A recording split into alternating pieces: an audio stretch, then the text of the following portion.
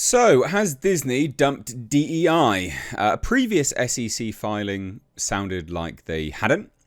There was so much nonsense with respect to their board getting bonuses tied to, diversity, equity, and all that kind of good stuff, and the amount of individuals and all this kind of nonsense, right? Now, looks like some of their DEI stuff has been removed, at the very least in SEC filings, but it could also have just been renamed. I highly doubt Disney has dumped DEI. It seems to be entrenched, but it is important to note that one of their primary backers is BlackRock, the main proponent of DEI across the world. Larry Fink. Times, Larry. No one elected you, mate, and yet you are unfortunately ruining the world. Anyway, we're going to take a look at this. Please do hit subscribe if you are a new viewer and you enjoy down the line takes such as this, or indeed you're a returning viewer that's not yet subscribed. It'd be good to have you here more often. But let's take a look. I'll leave this article link down below. The article was, Disney dumps DEI initiatives in SEC filing. But is the company just hiding them behind the scenes? I would imagine yes. Because until BlackRock announces that they are dumping it all permanently, Disney won't.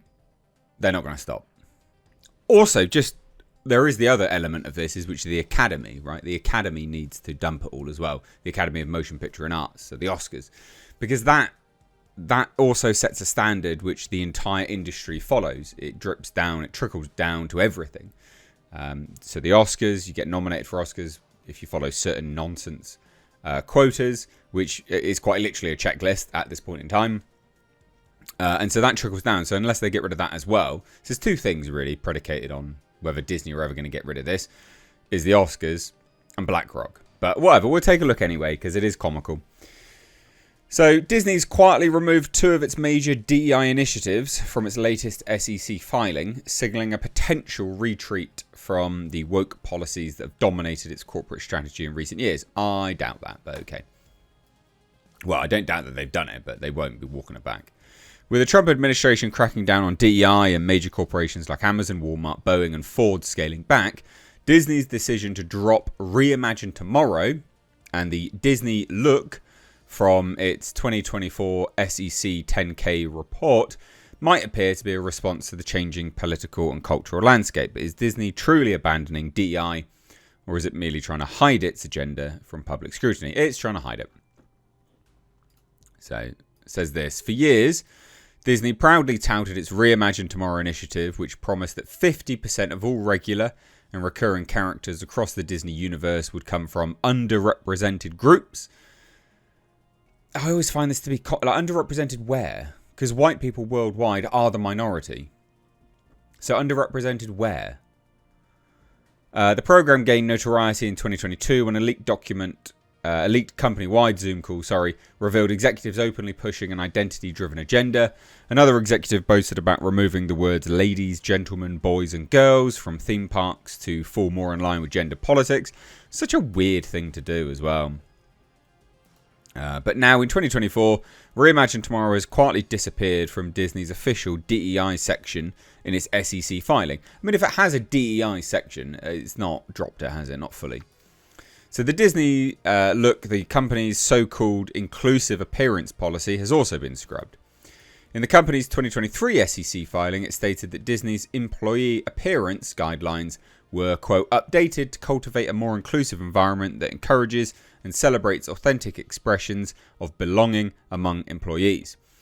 The company once enforced strict guidelines around facial hair, tattoos, piercings, and artificial hair colouring, but anyone who has walked through Walt Disney World lately can tell you that Disney abandoned its once popular clean-cut look for blue hair and facial piercings long ago, which is a really dumb thing to do. I mean, I've got tattoos and I've got piercings, but I do think, there's a time and a place for it, right? And in a professional environment such as that, where you are dealing with vast majorities of families, solely families for the most part, obviously kids, adults as well. No, you shouldn't be having those kind of things. You should have a clean-cut look. You absolutely should have a clean-cut look. 100% you should. Even someone such as me who has, facial hair and stuff like this, piercings and tattoos and whatever.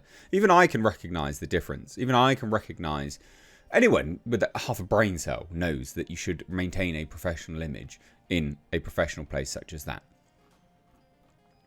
So at first glance, this might seem like a win for those who've been critical of corporate DEI policies, but a closer look suggests Disney could just be shifting tactics. The initiative's website is still active, and Disney's made no official statement announcing the end of these policies. Stefan Padfield, director of the Free Enterprise Project at the National Centre for Public Policy Research, suggests that Disney may not be backtracking at all. They're not. They won't be.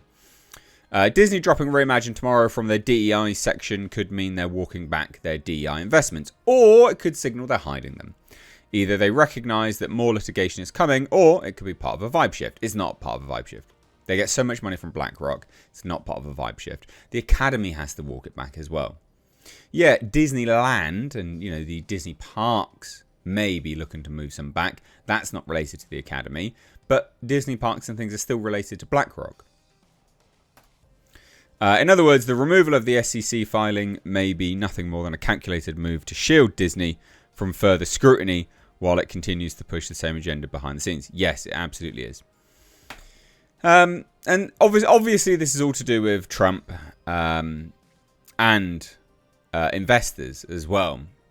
And normal investors, not hedge fund managers, that lower down the tier investors. I would say arguably they're the more important investors, but whatever. Disney doesn't see it as that. Disney's been getting major pressure from their investors lately, like a lot of pressure actually. And so, any sort of stockholder call, yeah, they've been getting so much flack from it. And it'll be interesting to see. It'll be interesting to see what happens, but they're not going to be changing. I highly doubt that.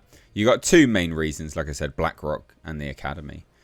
If Disney were genuinely moving away from DEI, it would be making a much bigger announcement. Instead, it has opted for a silent deletion of key DEI initiatives from its SEC filing, while keeping related programs and messaging intact elsewhere. This stealth strategy allows Disney to appease shareholders and avoid regulatory scrutiny while continuing to implement DEI policies under the radar. Yes. This will still keep going. The thing is, whether they're going to do this as an on-the-record official thing or not, it'll still keep going. Because the culture is now entrenched within Disney, right? They have DEI hires, and therefore those individuals that were hired under those pretenses, and everyone else that has suffered through DEI training at Disney, that is the culture now. So even if they remove it from all official channels, that is the culture that will bleed through, regardless of whether it's mandated or not. It's a silent mandate, basically, because it's entrenched in culture within the company. So there you go. It's still going ahead. Of course it is, right? BlackRock, the Academy, they have to go first. Then it may follow. But culture is entrenched at this point. Let me know what you think down below, though. I'd love to hear your thoughts. Take care. Bye-bye now.